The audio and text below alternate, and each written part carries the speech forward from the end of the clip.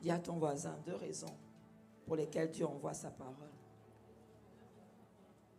Il y en a beaucoup, mais je veux rapidement, dans le temps qui me reste, parler de 2 raisons principales. Vous savez, ce matin, j'ai écouté l'apôtre Ivan, puisque nous sommes en décalé. Donc j'écoutais, pendant qu'on venait, j'étais en train d'écouter la prédication. Et il a dit quelque chose qui m'a dit, mais Seigneur, je vais couler dans ça. Il a dit, et c'est tellement vrai, il a dit que nous devons de plus en plus prendre conscience que l'histoire entre Christ et l'Église, c'est une histoire de mariage. Bon, quelqu'un dit, je ne suis pas marié, donc je ne comprendrai pas, mais tu suis les livres, tu lis les livres, tu suis les films, donc tu vas à peu près comprendre. Et l'Esprit te fera comprendre, parce qu'il y a des choses que le Saint-Esprit enseigne, donc je prie que ce matin, le Saint-Esprit t'enseigne. 2 raisons pour lesquelles le Seigneur envoie sa parole. Il y a tellement de raisons, mais on va en parler que de 2. Bien-aimé, c'est tellement important. Vous allez vous rendre compte que à ICC, la parole n'est pas rare. Que quelqu'un me dise la parole n'est pas rare. Dieu parle tantôt d'une façon, il parle tantôt d'une autre. Là, la semaine prochaine, pour celles qui iront à Caïn, nous aurons à Caïn. Nous venons de terminer quoi là encore? Qu'est-ce qu'on vient de terminer? Le camp des réveils. Et on va enchaîner après avec Bishop Dag. Le Seigneur a décidé de te saturer de sa parole. Acclame le Seigneur pour cela. Parce qu'au temps de Samuel, la parole était rare. Mais rends grâce à Dieu de ce que nous sommes dans une dispensation, la parole est plus rare. Mais si la parole n'est pas rare, la Bible dit que Dieu fait toutes choses pour un but. Si Dieu insiste tellement pour t'envoyer la parole pendant les temps, pendant les camps, les séminaires, les conférences, les veillées, les nuits de prière, les 72 heures, c'est quoi notre dernier programme là, les chambres hautes. Bien aimé, dis-toi qu'il y a une raison. Et ce matin, nous allons voir toi et moi 2 raisons. Et la première raison que j'aimerais voir avec toi, la première raison pour laquelle Dieu envoie sa parole, c'est parce que Dieu veut se révéler à toi. Écoute bien, Dieu veut se révéler à toi pour te conduire dans une relation profonde avec lui. C'est la première raison pour laquelle Dieu envoie sa parole. C'est la première raison. La raison pour laquelle Dieu envoie sa parole, c'est parce qu'il veut que tu le connaisses. Il a dit, il dit, vous connaîtrez la vérité, vous le connaîtrez lui. Il y a quelque chose qui va se passer dans ta vie, c'est la liberté. Il veut que tu le connaisses. Dieu ne veut pas juste que tu entendes parler de lui. Il ne veut pas juste qu'on te le décrive. Il veut être expérimenté. Dieu veut que tu l'expérimentes, bien-aimé. C'est pareil dans une relation, bien-aimé, lorsqu'un homme et une femme se mettent ensemble. Ce qui fait que la relation devient forte, c'est le fait que les deux savent s'asseoir et se parler. Lorsqu'on vous parle de mariage, qu'est-ce qu'on vous dit? Que l'une des clés du mariage, l'une des clés qui fait que le mariage réussit, c'est qu'on vous dit quoi? La communication. Bien-aimé, Dieu veut qu'il y ait une communication entre lui et toi. Dieu veut qu'il y ait une communion entre lui et toi. Dieu veut qu'il y ait une intimité entre lui et toi. C'est pour cela qu'il te parle encore et encore et encore. Ce matin, je vais te faire aimer chercher Dieu. Je vais te faire aimer. Je vais te faire aimer. Ce matin, je vais repartir d'ici avec le désir d'aller sonder les Écritures. La Bible dit dans 1 Samuel 3, 21, l'Éternel se révélait à Samuel à Silo par la parole de l'Éternel. Bien aimé, le moyen que Dieu utilise pour se faire connaître à toi et pour faire en sorte qu'il y ait une relation entre lui et toi, c'est sa parole. C'est pour cela que s'il y a une des choses que le diable combat le plus, c'est le fait que tu t'assieds pour méditer la parole. Il peut te faire écouter des chants pendant des heures et des heures. Tu sais, ce qu'on appelle se séduire par de faux raisonnements. Toi, tu te dis, mais comme j'écoute les cantiques, la louange, c'est bon, j'écoute la parole. Non. Dieu veut se faire connaître par ça. Non, dis-le bien, par ça. Et sa parole, c'est quoi? Sa parole, c'est quoi? B-I-B-L-E. Dis-le bien. B-I-B-L-E. Sa parole, c'est la Bible. Mais je dis que ce matin, tu as reparti avec le désir d'aller changer les Écritures. Dieu veut que tu fasses que chaque fois que tu ouvres la parole, que tu ne considères pas que c'est une simple lecture. Vous savez, il y a des personnes qui ont, bientôt la fin de l'année, là, il y a des personnes qui vont faire le bilan, ou bien d'autres qui vont faire de nouvelles résolutions. Je vais lire ma Bible en entier en 190 jours. Je vais lire la Bible en 3 mois. C'est pas ce qui intéresse Dieu. Dieu veut que lorsque tu ouvres la parole, tu te considères comme quelqu'un qui va à un rendez-vous d'amour. C'est exactement ça. C'est-à-dire que ce matin, je veux que tu changes ta perception de la méditation de la parole. C'est pas une question de je connais 10 000 versets, bien aimé. Tu peux connaître 10 000 versets sans connaître Jésus. Oui, tu peux connaître tous les versets. Moi, je connais, je t'assure que j'ai un de mes fils il est capable de réciter. Je sais même c'est quel livre qu'il aime réciter par cœur, mais je dis bien réciter la Bible. Il c'était quoi? Je ne sais plus, en tout cas c'est dans l'Ancien Testament, je crois que c'est Ésaïe. Il est capable de te réciter plusieurs chapitres d'Ésaïe par cœur. Je crois que c'est une grâce que Dieu lui a donnée. Mais quand tu regardes ça, tu te dis, mais le Ésaïe que tu récites là, il est où dans ta vie? Oui, tu dis bien question. C'est ce qu'on appelle être religieux. Bien aimé, les pharisiens connaissaient la parole, mais ils ne connaissaient pas Jésus. Ils ne connaissaient pas Jésus. Mais regardez, qu'est-ce que Jésus leur dit? Dans Jean 5,32, Jean 5,39, regardez ce que Dieu dit. Vous sondez les Écritures, parce que vous pensez avoir en elles la vie éternelle. Alors que ce sont les Écritures qui rendent témoignage. Il dit, ce sont elles qui rendent témoignage de moi. Il était en train de dire aux pharisiens que vous passez votre temps à lire les Écritures. Parce que vous dites que si je lis la Bible, je n'irai pas en enfer. Si je lis la Bible, je ne... Non, il dit, alors que cette Bible-là, elle vous parle de moi et vous me rejetez. Donc tu peux lire la Bible et rejeter Christ. Ah, que ce ne soit pas ton partage. Je dis que ce ne soit pas ton partage. Dieu veut que tu le connaisses.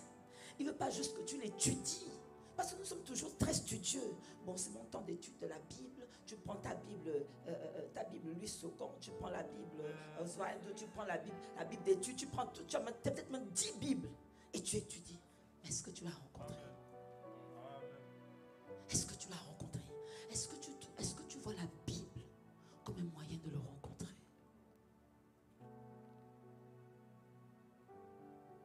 Dieu envoie sa parole, Dieu te parle par la parole. Il te parle par la parole pour que tu le connaisses. Parce que derrière le fait de le connaître, tu viendras dans le deuxième point. Derrière le fait de le connaître, il y a quelque chose d'extraordinaire qui se passe. Il ne veut pas juste que tu l'expliques. Dieu ne veut pas juste que tu le décrives en disant oui, Dieu est comme ça, Dieu est bon, Dieu est grand, Dieu est puissant, c'est vrai. Mais il veut que tu expérimentes ça. Il ne veut pas juste que tu donnes des qualificatifs, il veut que tu expérimentes qui il est.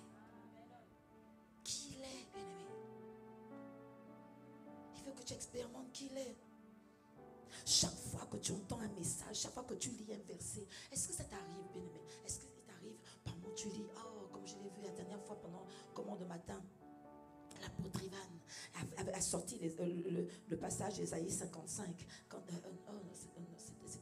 C'était Ésaïe 55. Il dit, toute arme forgée contre, ça c'est Jérémie, toute arme forgée contre toi sera nulle et sans effet. Oh, c'est quel passage, mon Dieu? J'ai même déjà une mémoire. Vous voyez, allez. C'est Ésaïe? C'est ça. 54. C'est lequel? Ouais. Toute arme forgée contre toi sera sans effet. Voilà. Il disait, est-ce que tu réalises? Oh non, là, non, que quelqu'un me dise c'est bon de sonder les Écritures. Et pendant qu'il était en train de dire ça, c'est devenu comme un réma. Mais est-ce que ça t'arrive quand tu entends la parole de Dieu? Tu entends comme quelque chose comme si tes yeux étaient en train de s'ouvrir, comme si quelque chose que tu as, un verset que tu as lu plusieurs fois. C'est comme si ce verset devenait esprit et vie.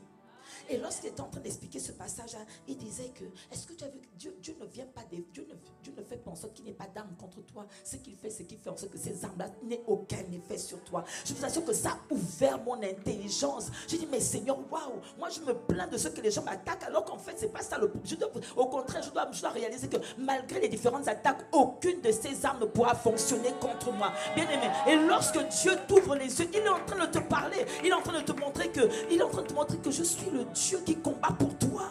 Dieu ne veut pas juste que tu le décrives comme quelqu'un qui arrête tes armes. Il veut que tu l'expérimentes comme quelqu'un qui fait en sorte que quelles que soient les armes qui sont envoyées contre toi, elles ne peuvent pas t'atteindre. Il veut que tu expérimentes ça. Parce que jusque-là, moi je lisais ce verset, mais je n'avais pas expérimenté le Dieu qui faisait qu'aucune arme ne m'atteigne. Il y a une différence entre savoir que Dieu fait taire les armes et savoir que Dieu se lève pour faire en sorte que les armes ne se tiennent pas, ne se touchent pas. Bien-aimé, Dieu veut que tu l'expérimentes. Dis à ton voisin, il veut que tu l'expérimentes. Il veut que tu l'expérimentes. Et chaque fois que Dieu se révèle à toi de cette manière, ça veut dire qu'il est en train de t'emmener dans une autre dimension d'intimité. Parce que l'objectif de ce que lorsque Dieu veut que tu l'expérimentes, c'est parce qu'il veut te faire entrer dans une autre dimension de foi. Et donc non seulement dans une autre dimension de foi, mais dans une autre dimension d'opération. Bien aimé, c'est ce qui s'est passé pour les disciples sur le chemin d'Emmaüs. Vous connaissez ce passage dans le livre de Luc. Dans le livre de Luc, verset 24. Quelque temps avant, c'était Jésus qui était ressuscité. les femmes étaient allées au tombeau et elles avaient trouvé le linge avec l'ange qui leur a dit, mais pourquoi venez-vous chercher parmi les morts celui qui est vivant? Et elles sont allées raconter ça aux disciples. Et sur le chemin d'Emmaüs, il y avait 2 disciples qui étaient en train de se plaindre. Ils étaient en train de dire, mais vraiment, le Seigneur Jésus, nous on pensait que c'est lui qui allait venir nous délivrer, mais comment ça allait pu mourir? Et la Bible dit que Jésus les a rencontrés sur le chemin. Ces disciples étaient en train de se plaindre, mais est-ce que tu as déjà expérimenté la dimension où ton âme est abattue? Tu es dans le désespoir complet. Et puis il y a une parole qui vient. Et c'est comme s'il y avait une sorte de rafraîchissement.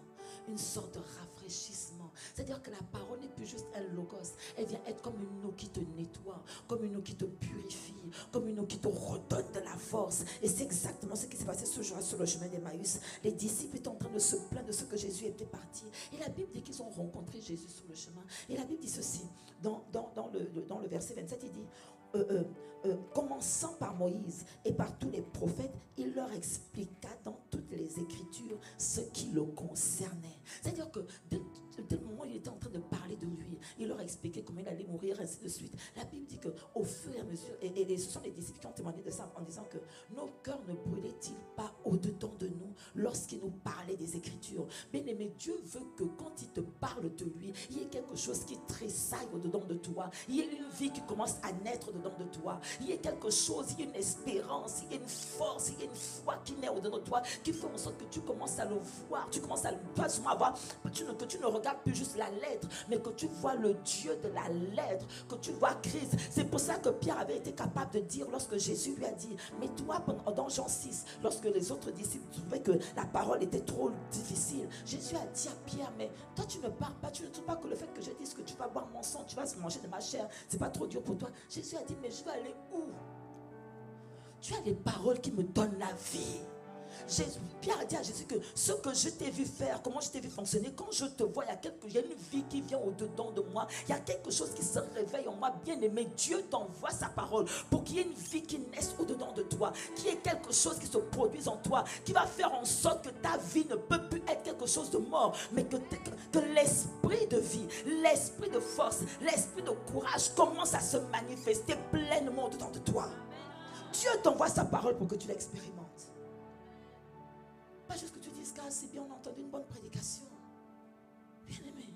Et ça se passe lorsque tu décides de sonder les Écritures. Bien aimé, tu ne connaîtras jamais Dieu si tu n'expérimentes pas, si tu ne prends pas le temps de sonder les Écritures. Pourquoi est-ce que les chrétiens sont faibles? Disons-nous la vérité ce matin. Parce que nous ne mangeons pas assez. Dieu n'a-t-il pas dit que l'homme ne vivra pas de pain seulement? Mais la parole qui sort de la bouche de Dieu, elle est où? Tu la trouves où, bien-aimé? Où est-ce que tu trouves la parole qui sort de la bouche de Dieu? Est-ce que ce n'est pas dans le psaume 23, 1 que la Bible dit, l'Éternel est mon berger, je ne manquerai de rien? Mais comment cette parole va-t-elle produire cette vie en toi si tu ne l'expérimentes pas, si tu ne la lis pas, si tu ne la sondes pas?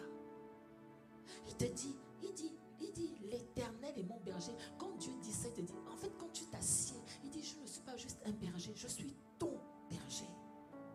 Bien-aimé, la Bible est un lieu de rencontre. Ce n'est pas un livre classique, c'est un lieu de rencontre où tu vas rencontrer ton époux, où tu vas rencontrer l'amour de ta vie, où tu vas rencontrer celui que j'espère que tu chéris. Il dit, l'Éternel est mon berger. Et là, Dieu te dit, je ne suis pas juste ton berger, je suis ton berger. C'est-à-dire que c'est moi qui prends soin de toi. Tu dois croire quand tu trouves ce verset. Tu dois t'asseoir et réfléchir. Qu'est-ce que ça veut dire, bien-aimé?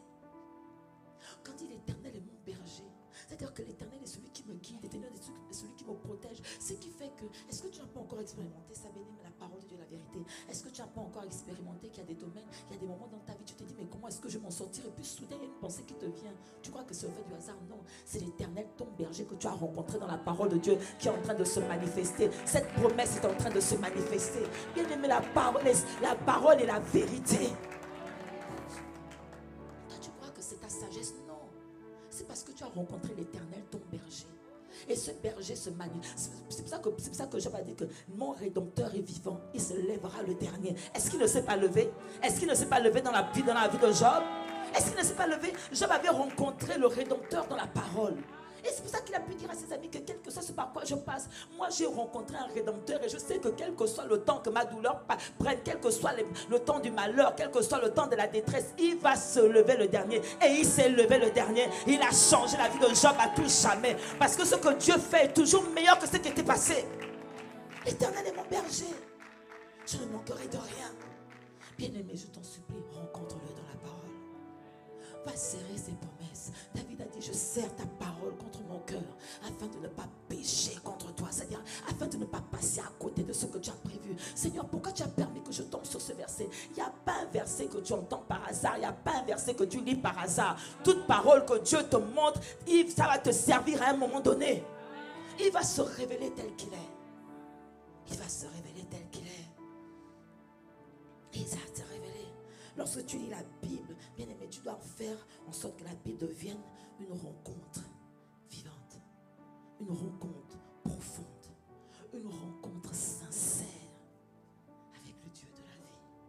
L'Éternel est mon berger. Et quand tu lis dans Exode 15, verset 26, je suis l'Éternel qui te guérit. Qui te guérit. Qui te...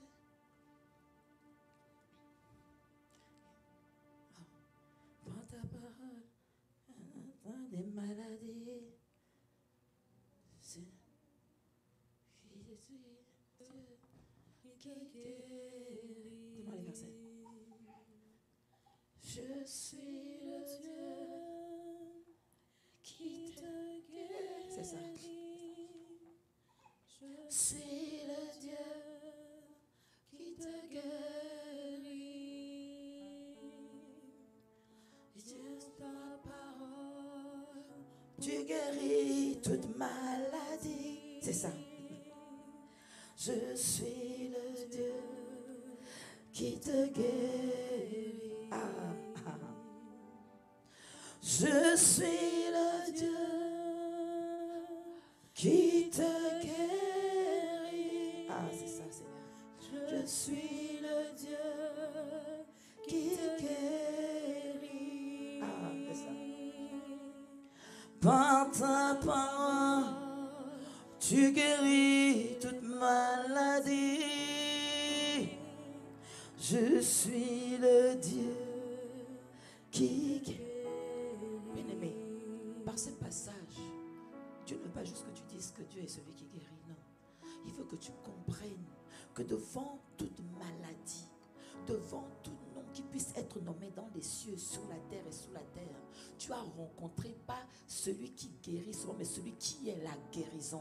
Parce que la Bible dit que la parole s'est faite chair, et la parole qui est chair, c'est Christ. Bien aimé, lorsque tu rencontres celui qui est la guérison, quels que soient les diagnostics des médecins, tu sais que tu as un Dieu qui est la guérison, et ce Dieu est venu vivre dedans de toi. Dieu veut que tu expérimentes la dimension de la guérison qu'il est. Il veut que tu expérimentes la dimension de la délivrance qu'il est. Il veut que tu expérimentes la dimension du Dieu qui est. Bien-aimé, c'est différent de dire, la Bible dit que Dieu guérit. Non. Il est en train de te dire, arrête, ne t'arrête pas, la Bible dit que Dieu guérit. Rencontre-moi dans la guérison. Rencontre-moi dans la dimension de la guérison. Rencontre-moi dans la dimension de la délivrance. Rencontre-moi dans la dimension de la libération. Rencontrons-nous et fusionnons ensemble. Fusionnons ensemble. Parce que bien aimé, c'est ça le mariage. Le mariage, c'est la fusion de deux êtres. Et quand tu fusionnes, et c'est ce que l'apôtre a expliqué ce matin, quand tu fusionnes, quand la semence de l'homme, quand l'homme et la femme se fusionnent, la semence de l'homme qui rentre dans la femme produit une vie. Bien aimé, lorsque tu rencontres le Dieu qui est la guérison, il dépose en toi la semence de la guérison. Et c'est pour ça que tu es capable d'expérimenter le miraculeux. C'est pour ça que tu es capable d'expérimenter le prodigieux. Parce que tu rencontres le Dieu qui est la guérison. Et lorsque tu fusionnes avec lui, sa guérison entre en toi. Et tu expérimentes ce que l'œil n'a pas vu. Bien aimé, lorsque tu le rencontres dans la parole, lorsque tu le rencontres,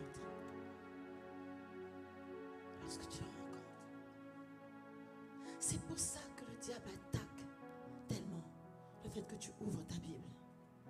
Toi tu te dis, je suis trop occupé. Bien aimé, Tu es trop occupé pour t'occuper de ta vie. Parce qu'il s'agit de ta vie là. Il s'agit de ta vie. Il s'agit de rencontrer le Dieu de la vie. Lorsqu'il dit qu'il est le réparateur des brèches, combien de brèches n'avons pas dans nos vies? Bien-aimés, tellement de vies sont brisées. Tellement de vies sont brisées par des abus, tellement de vies sont brisées par des maltraitances. Mais au lieu de regarder, juste de dire, au lieu juste de dire, rencontre-le, je t'en supplie, je t'emmène à la dimension de la rencontre. Je veux que tu regardes cette Bible-là comme une chambre intime où tu rencontres le Dieu de la vie. Où tu rencontres celui qui te fait du bien.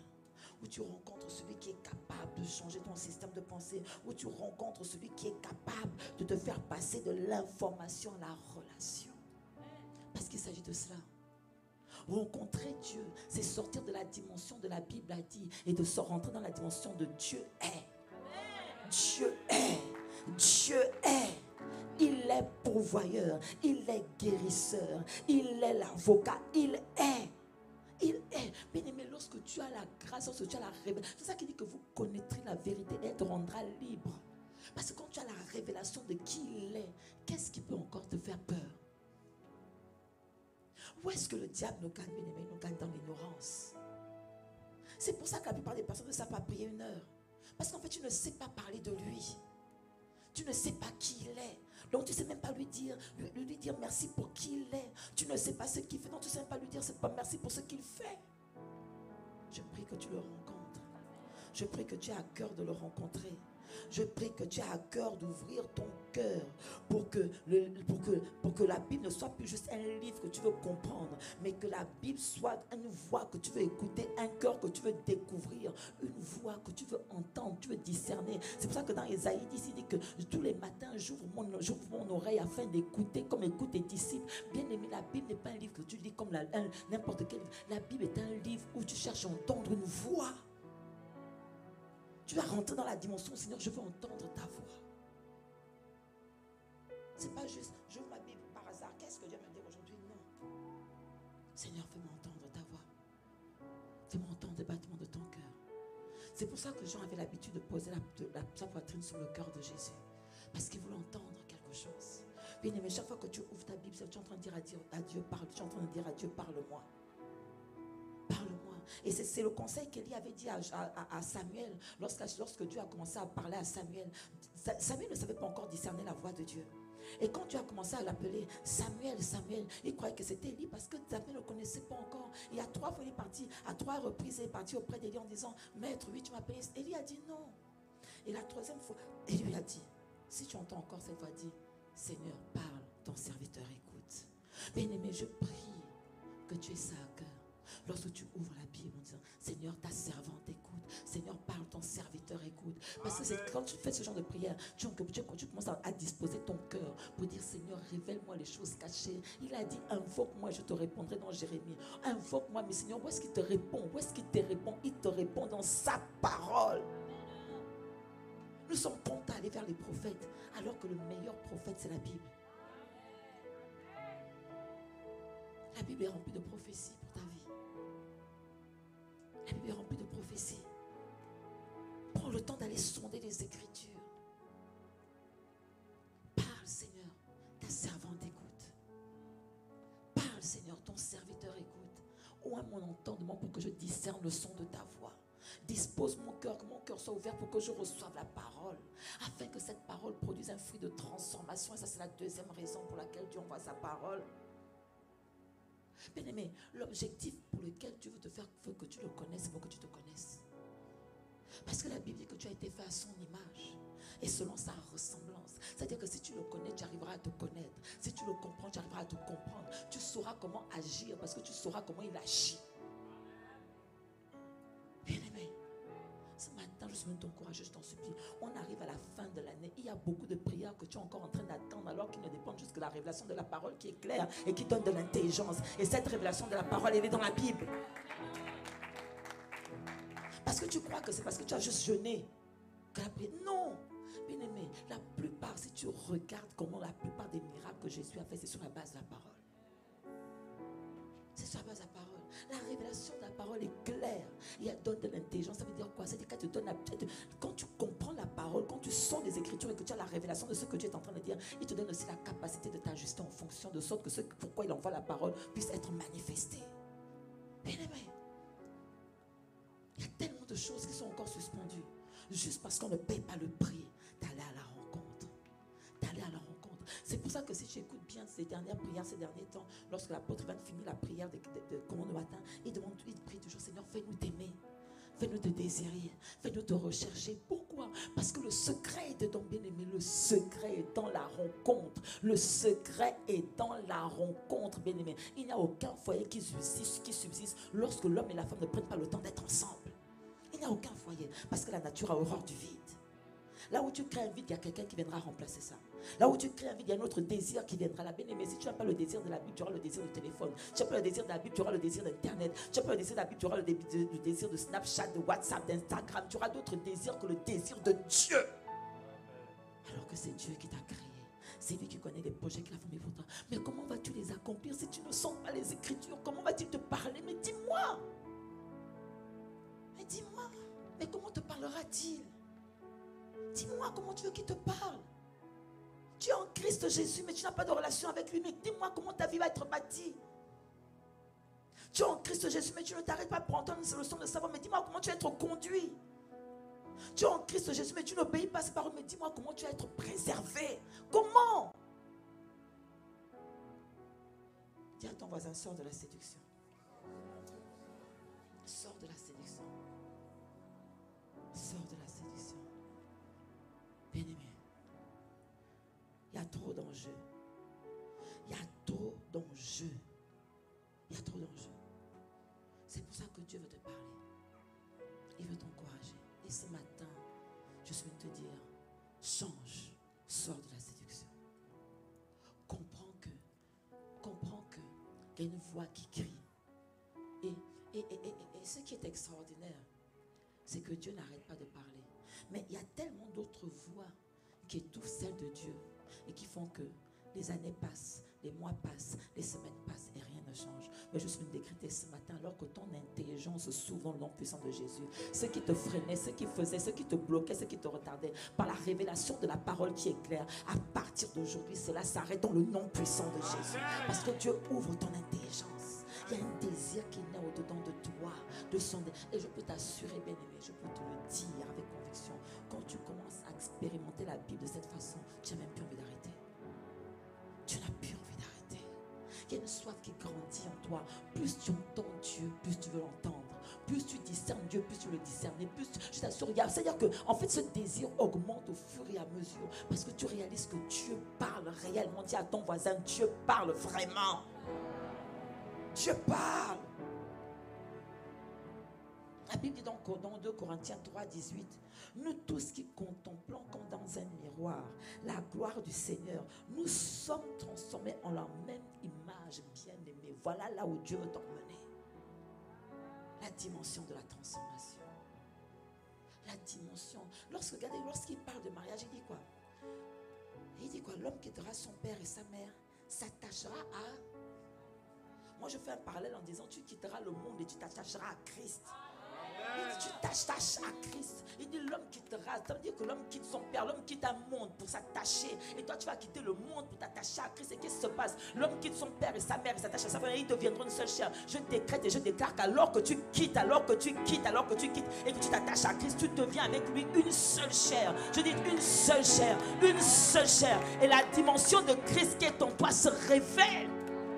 Il y a une dimension de Christ qui doit naître. Mais elle ne naît pas par hasard. Elle le naît par l'ensemencement de la parole.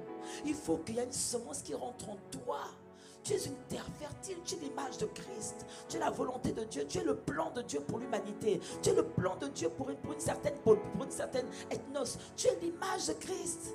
Et il faut que la semence qui est la parole entre en toi, de sorte que le fruit Christ qui est en toi puisse être visible. Mais cela se fait par la parole de Dieu. Il n'y a aucune image de Christ qui sera visible en toi si elle n'est pas nourrie par la parole. Et je le répète bien, par la parole, pas par les chants. Parce qu'on se connaît tous ici.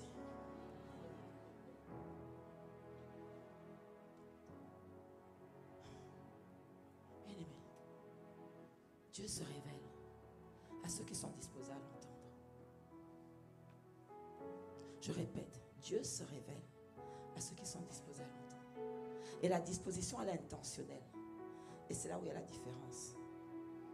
Parce que Dieu dit ceci: je mets devant toi la vie, je mets devant toi la mort. Et qu'est-ce qu'il te dit? Choisis. C'est-à-dire que c'est intentionnel. Chercher Dieu est intentionnel. Désirer Dieu est intentionnel. Bien aimé, c'est intentionnel. On entend tous la même parole. Là, nous sommes près de je ne sais pas combien vous êtes là, mais en plus d'une centaine. Mais est-ce que tu sais que c'est intentionnellement qu'on décidera d'obéir à cette parole ou pas? On reçoit la même parole, la parabole des 4 types de terre. La même parole est envoyée ce matin. Et je prie que tu sois trouvé dans la 4e terre fertile. Parce que ça, c'est intentionnel. C'est toi qui décides, Seigneur. Je décide maintenant de prendre le temps de rentrer dans cette romance avec toi. Je décide de chercher à comprendre qui tu es pour comprendre qui je suis. Parce que, bien aimé, la semence qui rentre en toi, c'est une semence qui pénètre à l'intérieur. Mais cette semence qui pénètre à l'intérieur, elle fait sortir un fruit à l'extérieur. Et c'est ce fruit-là que Dieu évalue. C'est ce fruit-là que Dieu évalue. C'est ce fruit qui est attendu. Lorsque tu mets des graines en terre, tu ne vois pas ce qui se produit dans la terre, mais tu vois juste des fruits qui sont bien aimés. C'est ce que Dieu veut faire avec nous. La deuxième raison pour laquelle Dieu envoie sa parole, bien aimé, c'est parce qu'il veut te transformer. Il veut me transformer. Qu'est-ce que la Bible dit dans Romains 12? De ne pas se conformer au siècle présent. Parce qu'il y a une conformité qui nous amène à ne pas ressembler à Christ. Il dit, il y a une dimension qui t'amène à la ressemblance à Christ. C'est le renouvellement de l'intelligence. Mais bien aimé, dis-moi comment tu renouvelles ton intelligence et ce n'est pas par la parole. Il faut qu'on soit vrai. Il faut qu'on se sonde. Il faut qu'on se sonde à la lumière de la parole. Dis-moi ce qui va changer ton système de pensée si ce n'est pas un autre système de pensée. Dis-moi ce qui va changer ta façon de voir si ce n'est pas une autre façon de voir. Mais où est-ce que tu la trouves? Tu la trouves dans la parole. Bien aimé, tu la trouves dans la parole. Nous tous qui contemplons comme dans un miroir la gloire du Seigneur, nous sommes transformés en la même image. Chaque fois que tu contemples Jésus dans la parole, quelque chose de lui se dépose en toi. Quelque chose de lui sort de toi, bien aimé. Regardez un peu la femme à la perte de sang. Elle était en train de contempler Jésus. Elle disait, si seulement je peux toucher le pan de sa robe. Bien aimé, elle était animée d'une soif ardente, d'un désir ardent. Elle dit, si seulement, bien aimé, c'est la dimension dans laquelle Dieu te veut. La dimension où tu dis, Seigneur, si quand je sens des Écritures, que quelque chose sorte de là, que quelque chose rentre en moi, bien aimé, tu dois aspirer à ce que le logo sorte pour rentrer en toi et devenir un rêva. C'est ça qui te transforme. Il n'y a que le réma, bien aimé. Si le réma, si le verset qui dit que ton corps est le temple du Saint-Esprit, ça ne devient pas le réma, tu ne sortiras pas de la fornication, tu ne sortiras pas de la pornographie, il n'y a que le réma. Il faut que ça devienne un réma. Et mais pour que ça devienne un réma, il faut que tu le désires. Il faut que tu le désires. Tu pourras entendre des vers, on va te prêcher ça, mais tant que ce n'est pas devenu un réma, il n'y a rien, il n'y a pas cette sainte colère qui va rentrer dedans de toi. Bien aimé, il faut que la parole sorte. Il faut qu'elle sorte. Mais pour qu'elle sorte, il faut que tu la sondes. Il faut que tu la sondes. La femme à la perte de sang, elle a dit, mon Dieu, elle a entendu parler de Jésus. Comme toi, tu entends parler de la parole, tu entends. Mais elle est arrivée à la dimension où elle ne voulait plus juste entendre parler. Elle voulait toucher. Je prie que tu désires toucher Christ. Je prie que tu désires toucher Christ. Je prie que tu désires toucher Christ. Elle a fait cette prière. Est-ce que tu es en train de faire cette prière? Seigneur, accorde-moi la grâce de te toucher. Elle a dit, si seulement je pouvais toucher. Et qu'est-ce que la Bible dit? Alors qu'elle a touché, il y a une force qui est sortie, bien aimée. Je prie qu'alors que tu sens les Écritures, une force sort de la parole. Une force sort de la parole et qu'elle pénètre en toi pour changer ta façon de faire. Il n'y a que ça. La Bible dit, c'est un désir ardent. Bien aimé, la femme à la perte de sang a été guérie à cause d'un désir ardent de toucher Christ. Je décrète et je déclare qu'à cause du désir ardent, tu sors de la fornication, tu sors du mensonge, tu sors de la colère, alors que tu désires toucher Christ par la parole. C'est ça qui te délivre. C'est ça. Arrêtez de croire que c'est une simple imposition des mains. J'ai failli dire que vous fatiguez les pasteurs. Et c'est vrai. Mais bien aimé, est-ce que tu sais que la parole seule te délivre? Depuis le temps qu'on t'impose, cherche autre chose. Tente un peu la parole. Elle a désiré toucher Christ. Et Jésus a dit, mais qui m'a touché? Bien aimé, on peut être plusieurs là, mais il y a quelqu'un qui veut toucher Christ d'une dimension digne. Mais tu dis, mais qui m'a touché? Les disciples disent, mais vous savez, tu vas bien connaître nombreux, mais il dit non, il y a quelqu'un qui m'a voulu. Il dit, il y a quelqu'un qui m'a voulu. Il y a quelqu'un qui m'a voulu au point où je n'ai rien eu à faire, c'est sorti tout seul. Bien aimé, je prie que tu rentres dans la dimension où tu désires tellement Dieu. Tu le désires qu'il est obligé de s'arrêter sur toi et que quelque chose sorte de lui. Je prie que tu le désires tant, que tu désires tellement lui plaire, que tu désires tellement le connaître. Bien-aimé, Dieu ne fait exception de personne. Et je le dis souvent par cette histoire, non, Dieu n'aime pas plus quelqu'un. Il y a des gens qui aiment juste plus Dieu que toi et moi. Bien-aimé, on dit oui, mais pourquoi lui? Mais parce que lui, il aime Dieu plus que toi et moi. Il cherche Dieu plus que toi et moi. Bien-aimé, Dieu n'est pas un tricheur. Il ne fait pas de tricherie, il ne fait pas de favoritisme. C'est faux. C'est juste, il y a des cœurs qui ont soif. Il y a des cœurs qui désirent. Il y a des cœurs qui ont résolu. La Bible dit que Daniel avait résolu de ne pas se souiller. Il y a des cœurs qui ont résolu. Il y a des cœurs qui ont résolu de ne pas manger quelque chose avant d'avoir mangé la parole de Dieu. Mais oui, c'est l'apôtre Evan qui l'a dit en début d'année. Que lui, c'est ça, c'est une de ses règles. Il ne met rien dans sa bouche tant qu'il n'a pas sondé les Écritures, tant qu'il n'a pas mangé la parole. C'est une résolution, bien-aimée. Il y a des gens qui sont résolus à faire de la parole leur priorité. Il y a des gens qui sont résolus à faire de la parole leur fondement. Il y a des gens qui sont résolus à connaître Christ. Il y a des gens qui sont résolus à aimer Dieu. Il y a des gens qui sont résolus à dire, Seigneur, plus de toi. Il y a des gens. Et tu vas voir, comme je l'ai dit, plus tu médites la parole, plus Jésus devient réel. Il n'est plus abstrait. Il n'est plus abstrait. Il n'est plus abstrait. Et ce n'est pas une question de tu vis plus de misère que d'autres, non. C'est juste que tu sais qu'il est réel. Mon Rédempteur est vivant, mon Rédempteur est vivant, mon Rédempteur est vivant. Il a perdu enfant, il a perdu maison, il a eu maladie. Il a dit, mon Rédempteur est vivant. Il n'a pas changé de bouche. Les circonstances n'ont pas changé, n'ont pas fait en sorte qu'il change sa déclaration, non. Il n'a pas changé sa confession parce qu'il avait rencontré un Rédempteur. Bien aimé, la rencontre avec Christ te fait demeurer ferme, inébranlable. Les vents, les tempêtes, les marées viennent. Tu es fondé sur le roc. Mais ça là, c'est parce que tu as rencontré quelque chose. Il y a un réma. Il y a un réma. Ta proclamation ne change pas. Non, elle ne change pas. Parce qu'il y a une rencontre qui s'est passée, bien aimé. Il y a une rencontre. C'est pareil dans le mariage. Quand tu connais ton mari, on peut venir te dire tout ce que tu veux. Tu dis, dites, moi je le connais. Je le connais dans l'intimité. Ce que vous racontez là n'a rien à voir avec celui que moi j'ai découvert. Bien aimé, il y a une dimension de Christ que tu découvres qu'il faut que, quel que soit ce qui, devant la corruption, devant l'immoralité, tu dis, je ne bouge pas. Moi je reste fidèle parce que j'ai rencontré. Je prie que ça soit ton partage. Je prie que ça soit ton partage. Je prie. Deuxième raison pour laquelle Dieu t'envoie sa parole, c'est parce qu'il veut te transformer afin que tu portes du fruit, bien-aimé. La Bible dit ceci. Romains 12, j'ai déjà lui dit, ne te conforme pas au siècle présent. Ne vous conformez pas au siècle présent, mais soyez transformés par le renouvellement de l'intelligence. Bien-aimé, dans Jacques 1, 22, la Bible nous dit que ça ne sert à rien d'écouter la parole. Il faut la mettre en pratique. Il dit, mettez en pratique la parole et ne vous bornez pas à l'écouter en vous trompant vous-même par de faux raisonnements. Lorsque tu mets ces deux passages ensemble, Jacques 1, 22 et Romains 12, lorsque tu les mets ensemble, tu comprends que écouter la Bible, c'est bien. Écouter les enseignements, c'est bien. Lire même la Bible, c'est bien. Mais si ces choses-là ne produisent pas quelque chose en toi, ça ne sert à rien. L'information sans la transformation, c'est zéro. Je répète, l'information sans la transformation, dans le monde des esprits, la connaissance sans obéissance, c'est nul. C'est pour ça qu'il dit que ça ne sert à rien d'être enflé de connaissances.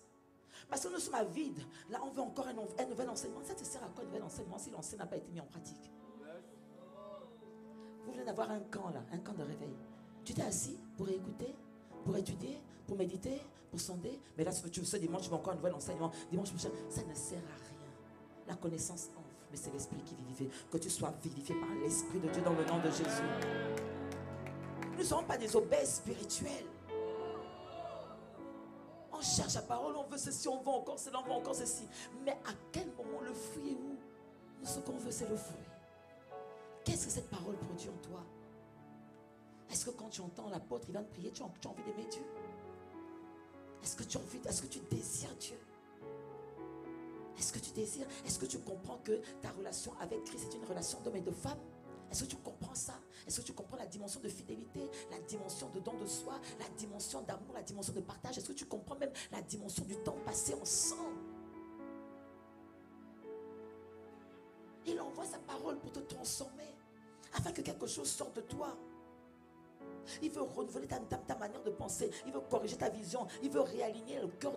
Il veut réaligner ton cœur à la vérité. David a dit, Seigneur, sonde mon cœur et connais mes pensées. Montre-moi si je suis sur une voie droite. David est en train de dire, Seigneur, lorsque je regarde ta parole et que je regarde ma vie, il y a quelque chose qui ne va pas. Est-ce que c'est l'attitude que tu as? De se dire, Seigneur, je sonde ma vie. Je suis en déphasage. Aligne-moi. Mais comment tu veux qu'il t'aligne?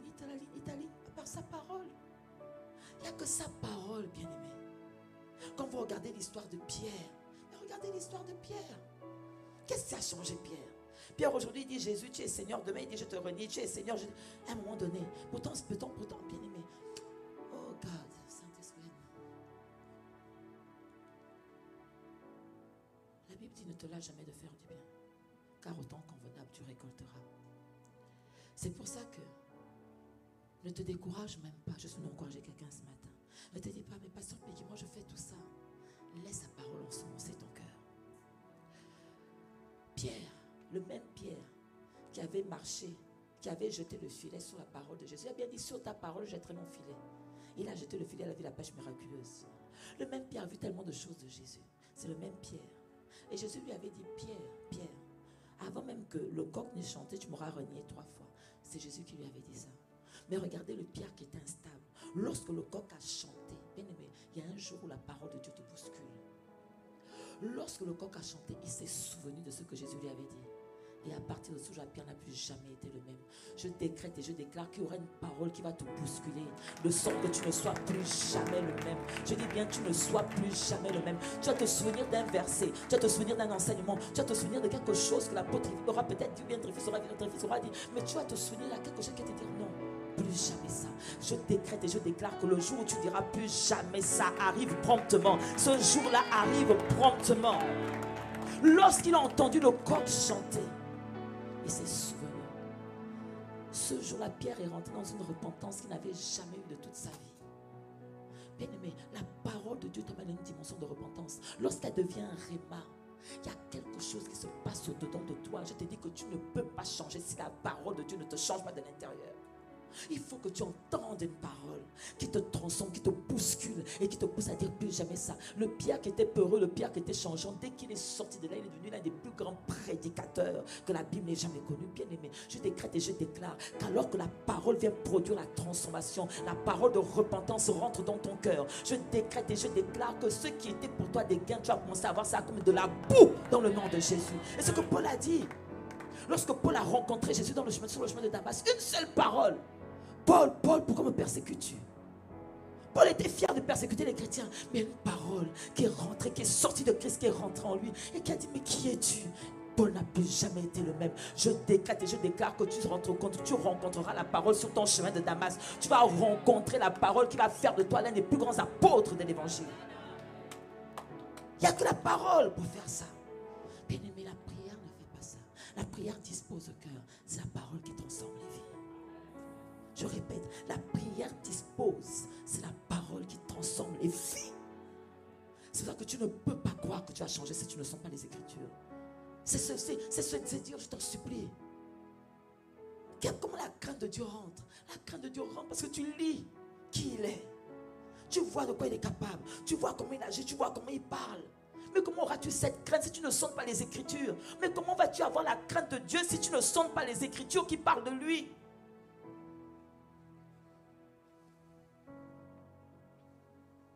Regardez la femme à la perte de sang. Dans Jean 7, 4. Dans Jean 4, du verset 7 à verset 30. Je ne vais pas tout lire, mais regarde un peu. Une femme dont tout le monde se moquait dans la ville. On se disait que tu as trop de mari et ta vie est foutue. Elle a rencontré celui qui est la parole de vie. Et il a commencé à lui dire, si seulement tu connaissais le don de Dieu qui est en face de toi. Jésus est en train de dire, si seulement tu t'arrêtais sur moi et que tu me sondais. Si tu m'écoutes, cette soif de mari que tu as, tu ne l'auras plus jamais.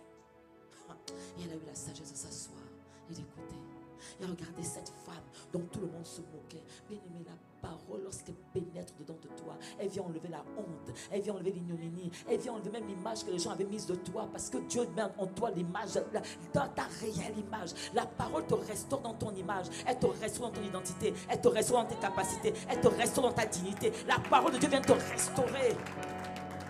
L'image dont tu avais affublé, lorsque la parole de Dieu devient en toi esprit et vie, tu n'as plus honte de dire qui tu es. Tu n'as plus honte de raconter ce que tu faisais dans le passé. Au contraire, tu t'en sers comme un témoignage pour que d'autres qui sont encore dans la même situation montrent pour que tu leur montres que Dieu est capable de changer quelqu'un. Et c'est ce qu'elle a fait. Elle est partie dans la ville. Elle est devenue une grande évangéliste. Regardez celui qui a vu, qui m'a raconté toute ma vie. Regardez, j'ai rencontré quelqu'un qui m'a raconté toute ma vie. Pas seulement qui m'a raconté toute ma vie, mais qui a enlevé la honte que vous aviez mise sur moi. Maintenant, je vous le présente. À elle seule, elle a évangélisé toute une ville. Pourquoi? Parce que la parole est rentrée dedans. Elle n'a changé à jamais.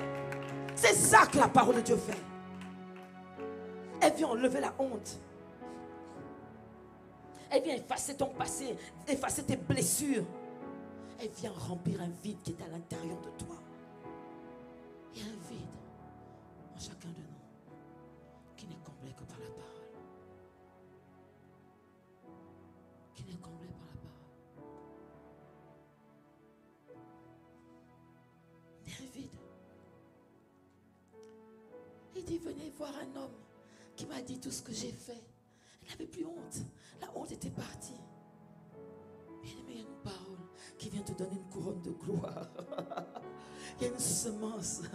Il y a une parole qui vient et qui te redonne de la joie là où il y avait la tristesse. Il y a une parole qui vient qui te redonne de l'espérance là où il n'y avait plus d'espoir. Tu la trouves dans les Écritures.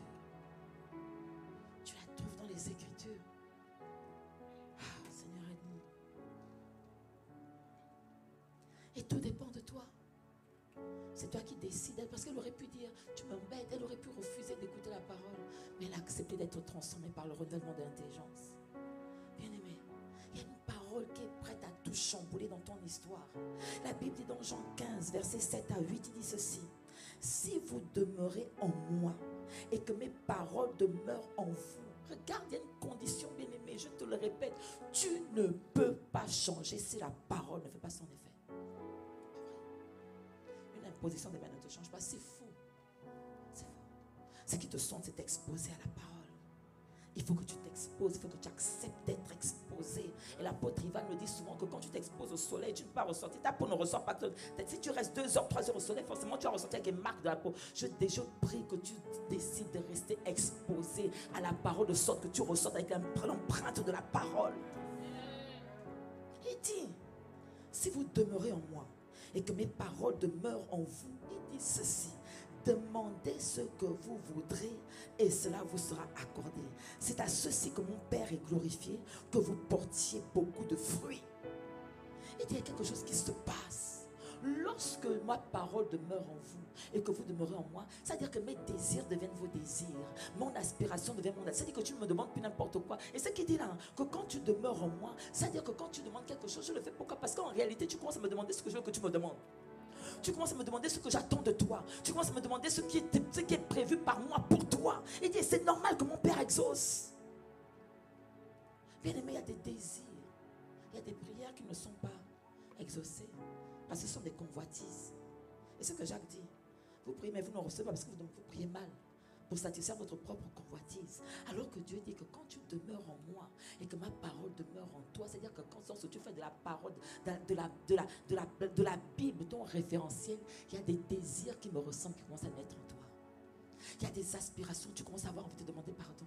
Tu commences d'avoir envie de pardonner. Tu commences à tu commences à avoir envie de marcher dans la sainteté. Il y a quelque chose qui se passe. Ça veut dire que tu es maintenant dérangé quand tu couchais d'abord n'importe comment. Tu commences à être dérangé. Ça veut dire qu'il y a quelque chose qui te dérange. L'esprit, la parole de Dieu est en train de devenir esprit et vie. Et à ce moment-là, parce que la Bible dit que quand tu commences à me faire ce genre de prière, lorsque tu commences à demander lorsque tu commences à prier selon ma parole, la Bible dit ceci, que lorsque tu demandes quelque chose à Dieu qui est conforme à sa volonté, tu peux être certain de deux choses. Premièrement, qu'il l'entend et deuxièmement, qu'il exauce. Je décrète et je déclare qu'alors que tu lui demandes ce qui est conforme à sa parole, il t'exauce du haut des cieux. Et on voit un fruit nouveau, le fruit de la sainteté, le fruit du pardon, le fruit de l'amour et pas le fruit de l'amertume. C'est la parole qui fait ça. Sa parole. La parole change ce que tu penses pour que tu penses comme lui. Il change ce que tu dis pour que tu parles comme lui. Il change ce que tu fais pour que ta vie devienne un témoignage vivant. La parole change. Elle change tes paroles, elle change ton attitude, elle change tout. Et c'est là où tu deviens un témoignage vivant. Oui, parce que la meilleure évangélisation, bien-aimée, c'est la transformation de ta vie. Tu te plains que ton conjoint n'est pas converti. Et tu transformes pour qu'il soit converti. Mais oui, parce que la Bible dit que c'est ton cœur là, surtout nous parlons les femmes, que ton mari sera changé par rapport à toi. Ah, que quelqu'un me dise amen. Que quelqu'un me dise encore amen. Amen. Si mes paroles demeurent en vous, bien-aimés, la condition du fruit visible, c'est que la parole demeure. Il faut une parole qui habite. Il faut une parole qui rentre profondément. Profondément. Il faut que cette parole crée des racines. De sorte que lorsque tu passeras par de grandes eaux, elles ne te submergeront pas. Tu ne seras pas défocalisé, bien-aimé. Il faut une parole qui te garde ferme.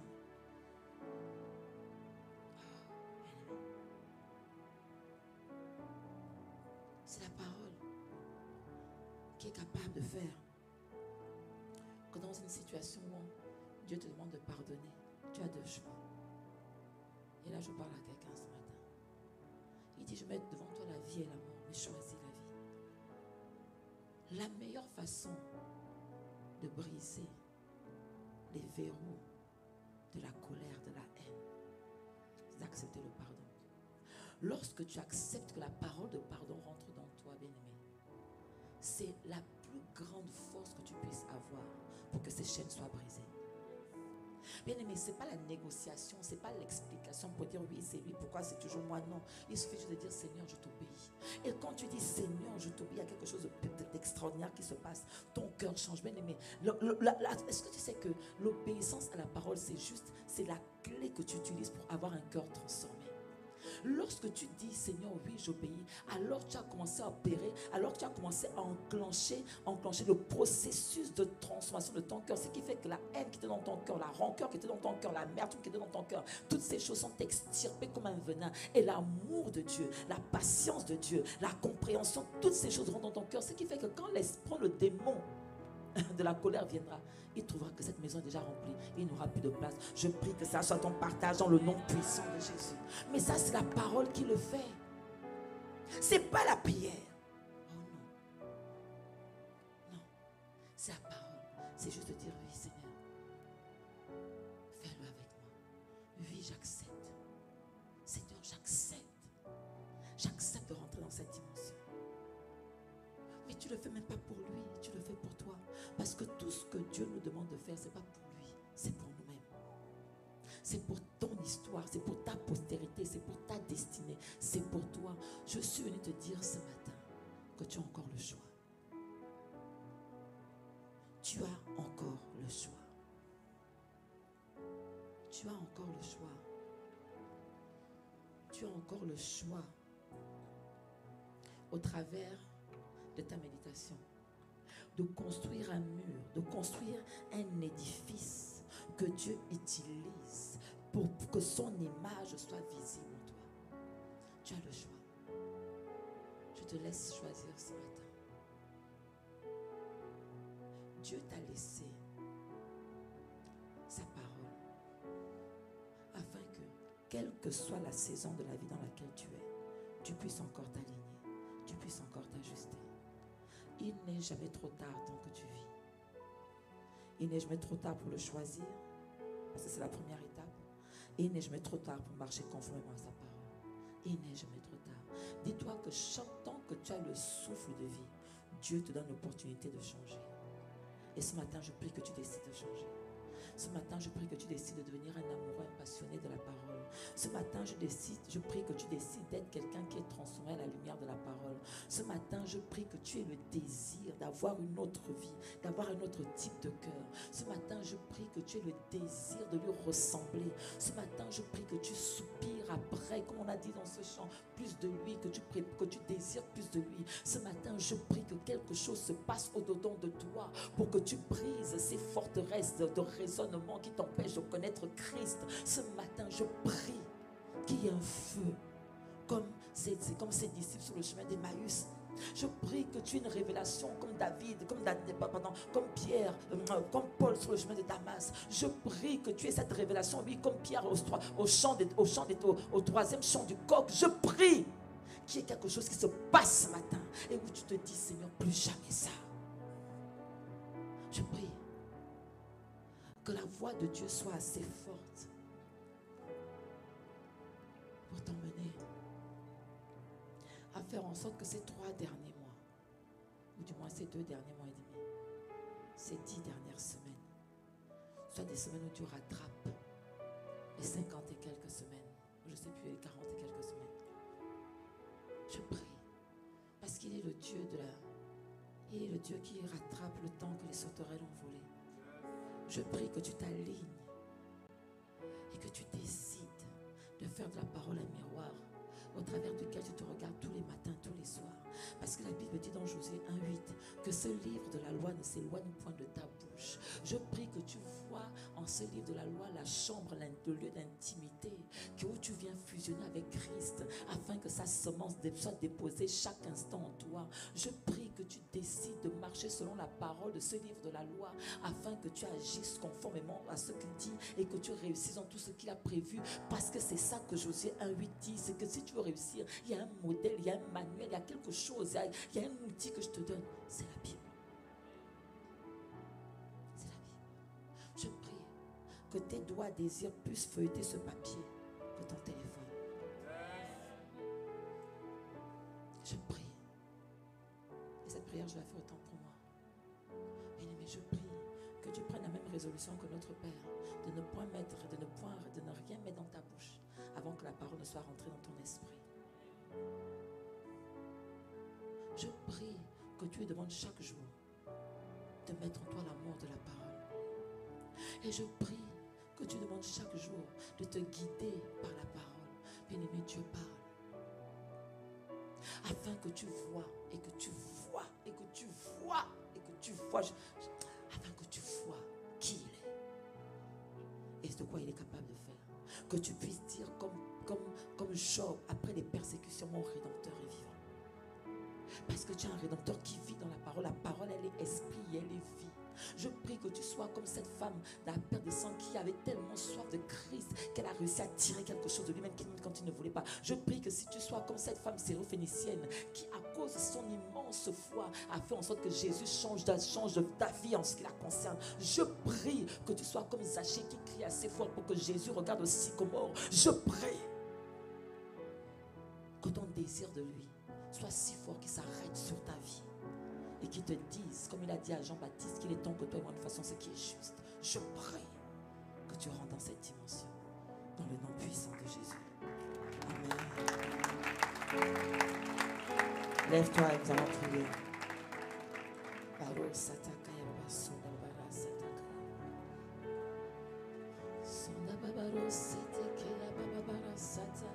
Élève la voix par l'esprit.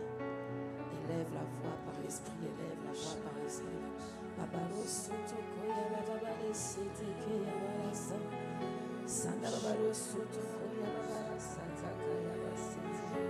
Élève la voix par l'esprit. Élève la voix par l'esprit.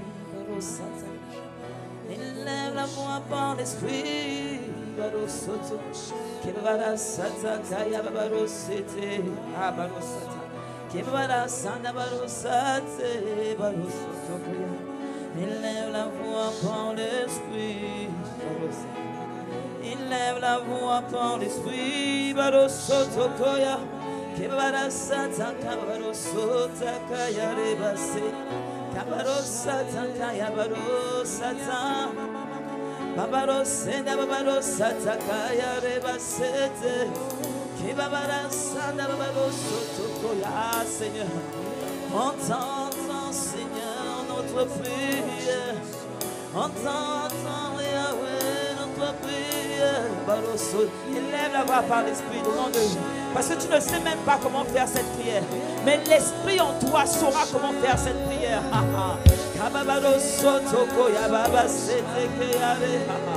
Ah Seigneur, nous ne savons pas comment te le demander. Nous ne savons pas, Seigneur, comment soupirer.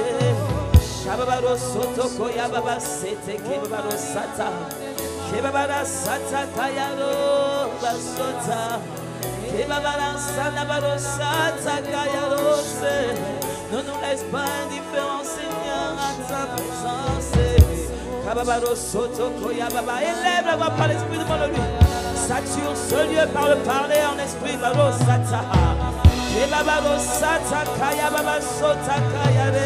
Et en nous le désir, selon qu'il est écrit que c'est toi qui mets en nous le vouloir et le faire selon ton bon plaisir.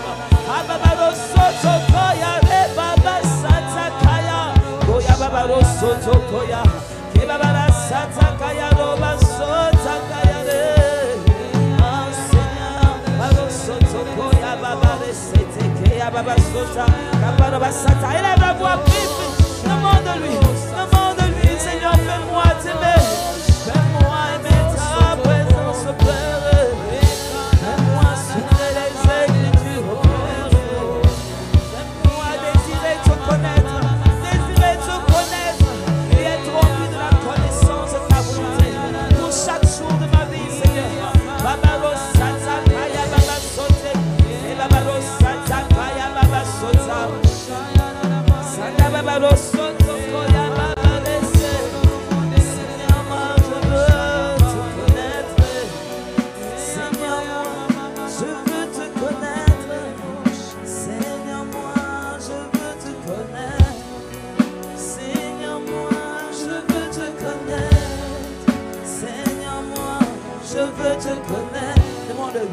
Seigneur, je veux te connaître.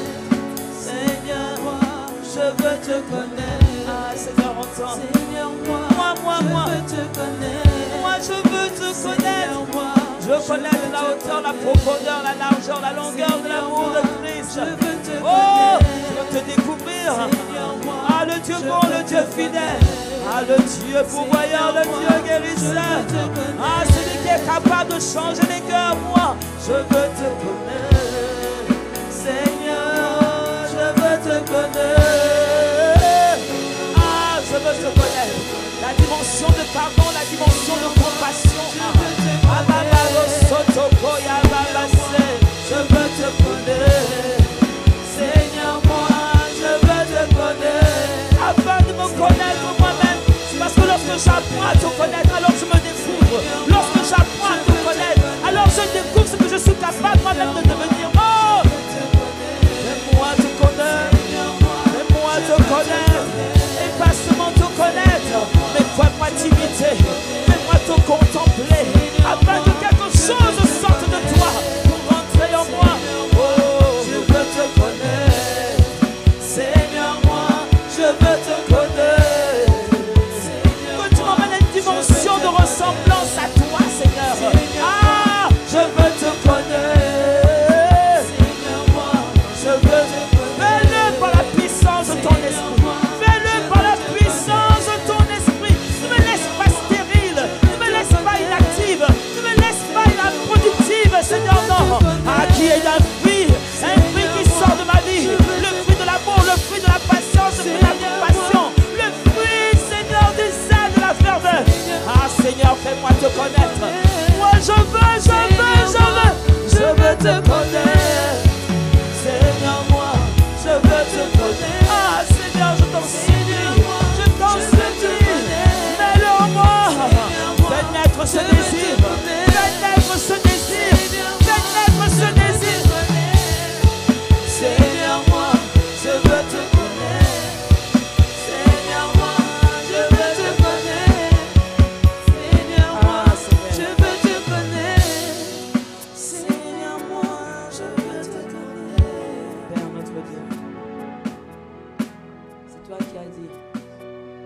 demandez et vous recevrez.